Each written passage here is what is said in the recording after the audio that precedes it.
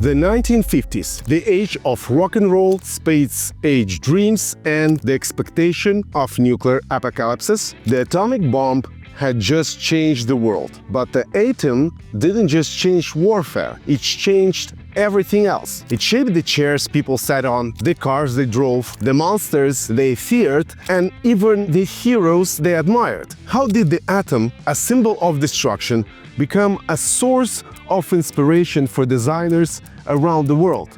How did a scientific breakthrough lead to movie monsters and even atomic peanut girls? Why were people in the 50s trembling with fear and dancing to nuclear rhythms at the same time? In short, how did the atom shape the culture of 1950s? This is Energy Brainer, where we dive into the most fascinating tech and how it transforms the world around us.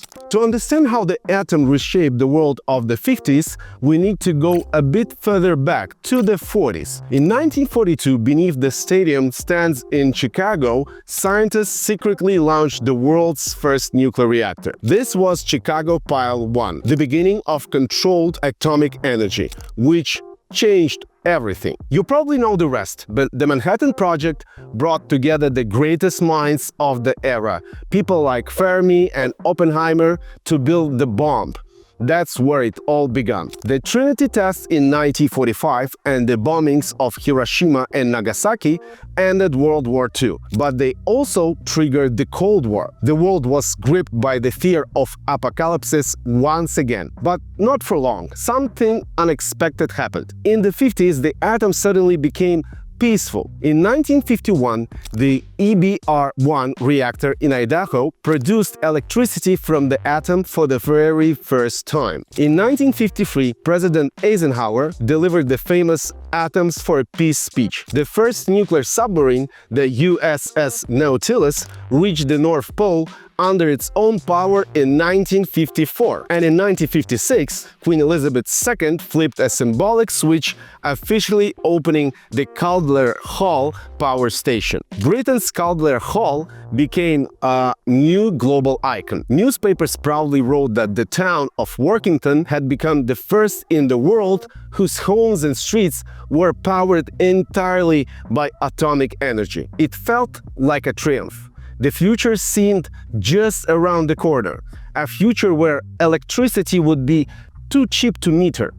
But things weren't that simple. Caldler Hall had a dual purpose. To the public, it was presented as a miracle of civilian energy, but its primary mission was producing plutonium for the British nuclear weapons program. The electricity lighting to the streets of Workington was basically a byproduct of military machine. This power plant is the perfect symbol of 1950s. The culture of that era was also dual use. To understand the 50s, you have to understand this fundamental duality. It wasn't an era of pure post-war optimism, and it wasn't an era of pure fear. It was both at the same time and often within the same person. And of course, all of this shaped the culture.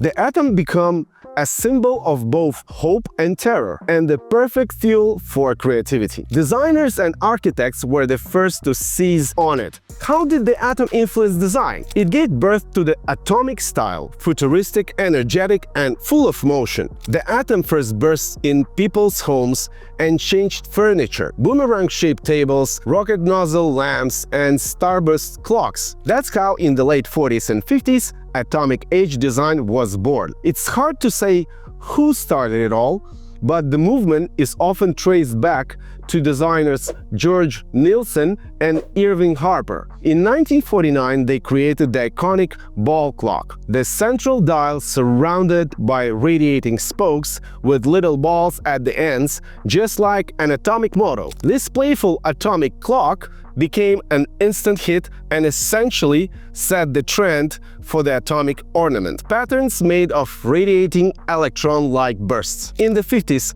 this atomic starburst motif decorated just about everything: furniture, lamps, wallpaper, even dinnerware. Designers boldly experimented with new materials: plastics, fiberglass, thin metal and gave furniture sleek, futuristic shapes. The colors were just as joyful. Bright turquoise, orange, lemon yellow, often combined in very unexpected ways. Looking at this cheerful aesthetic, it's hard to believe it was born out of nuclear anxiety. Some even think this upbeat design was kind of psychological defense mechanism for society. No wonder retro atomic style still feels modern today and is now enjoying a revival in interior design. But nowhere did the atomic age leave a bigger mark than in architecture. In the US, a stylish new movement emerged, Googie architecture. And this brought us neon signs, starburst ornaments,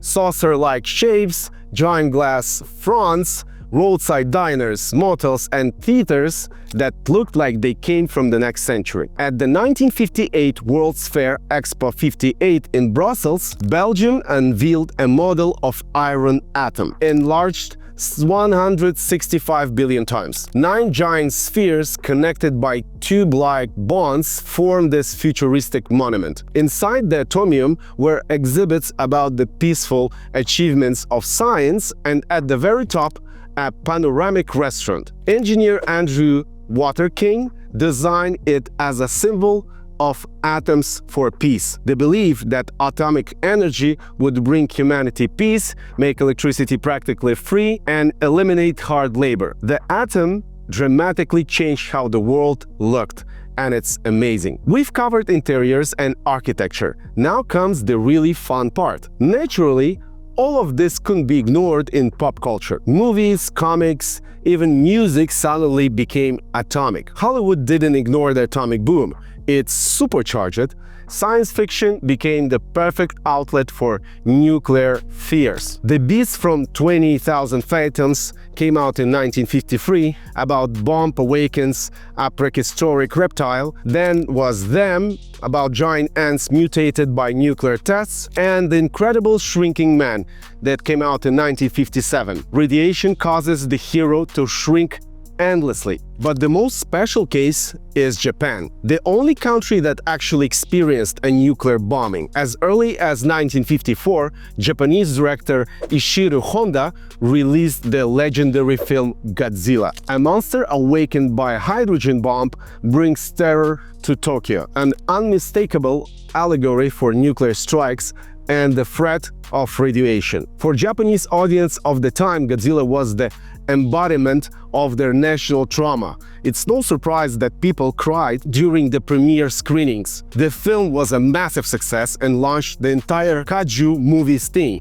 where all sorts of giant creatures symbolized the fear of science getting out of control. In the world of comic books by the 50s, the atomic theme was everywhere as well, often in more optimistic, empowering way. Back in 1945, right after the bombings, the US introduced its first nuclear-powered superhero, Atomic Man. According to the story, scientist Adam Mann is accidentally exposed to U-235 in his lab and discovers that radiation has made him invulnerable and granted him superpowers. Comics became a kind of emotional outlet for society. In them, the atom either punished humanity or granting new powers. The atomic spirit even made its way into children's stores. In the 50s, you could actually buy toys that contained real samples of uranium. This strange metal case now sells at auctions for tens of thousands of dollars. It's not just antique science kit, it's the Gilbert U-238 Atomic Energy Lab,